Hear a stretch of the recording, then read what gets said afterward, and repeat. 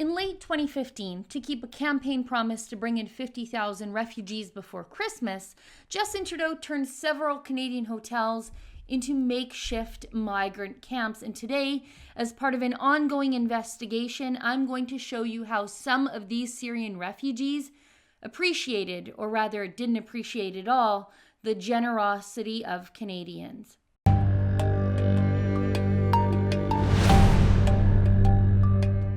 Toronto has itself an illegal migrant problem.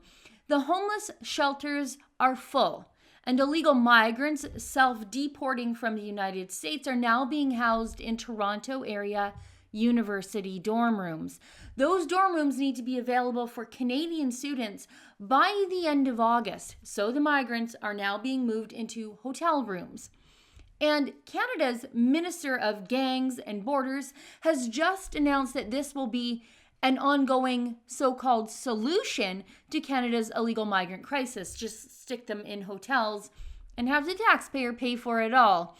And I've been investigating what happened the last time the federal government did something like this in 2015.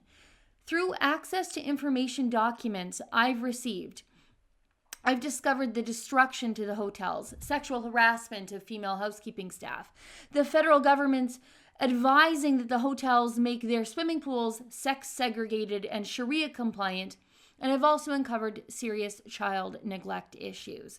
You can check out all my stories at refugeeinvestigation.com. Now today I'm going to show you through these same documents what the migrants thought of Canadian generosity towards them after they got here.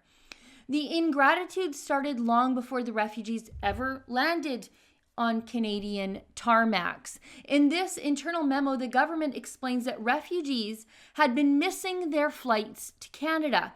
Some of the reasons, though, are actually pretty good, like bad weather and lack of ground transportation, but other reasons are just plain terrible. The government says some refugees refused to board the airline or were denied boarding by the airlines. The refugees refused to get on a flight to Canada, and the Canadian taxpayer had to pay for the rescheduling costs to get them here. Once the refugees got to Canada, they treated our country like a garbage can. This is from a hotel manager. A health department worker complained to me that there was too much garbage lying around. This is because men and kids would drink coffee and smoke cigarettes and just throw it away on the ground. If you saw the amount of garbage, you would be very surprised. Then once again, I'm expected to hire someone to clean everything up, which is a lot of loose garbage flying around and cigarettes. That manager says they have pictures of refugees putting all their garbage clothing in the second floor laundry facility and just leaving it there for the trash. The email says, "You will not believe how much clothes I have thrown away. The guests receive free clothes, and the clothes they do not like is thrown into my laundry facility, and they expect my employees to throw it out for them." The manager says, "I do not understand why they are throwing away perfectly good clothes and why they are leaving the mess for me. This is not right." The manager also hopes that the guests are receiving an orientation so they know the rules and regulations and just the basic norms of Canadian society, because the manager has experienced some disgusting things the guests have done to his hotel rooms. Unbelievable. Buried in this government memo is a passing reference about something the hotels are complaining about, and it's bad. Hotels are complaining about the behavior of certain refugees. For example, children running in the parking lot unsupervised, spoiled public toilets, and possible criminal acts. The hotels are concerned that they are becoming a bit of a staging ground for criminal activity being committed by the refugees that Canada has so graciously taken in.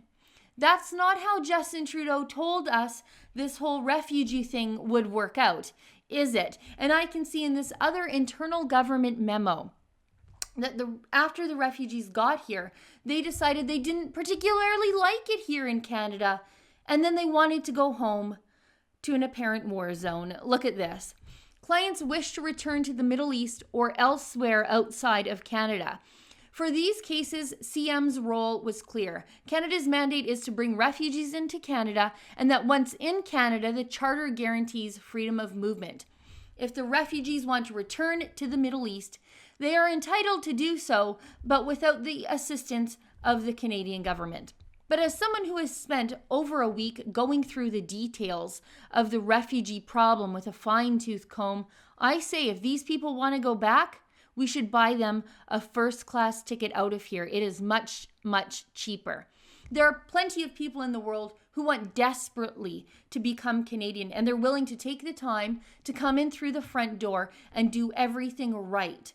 And they are being bumped out of the immigration queue by people who want to gobble up our resources, commit crimes, treat our country like a garbage can, and then go back when we don't do enough gracious things for them.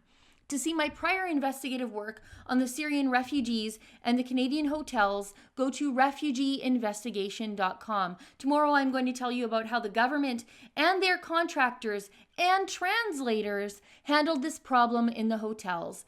For the Rebel.media, I'm Sheila Gunn Reid. To see all of my ongoing coverage of the Syrian refugees who were warehoused in Canadian hotels, and to help cover the cost of getting access to these explosive government documents, go to refugeeinvestigation.com.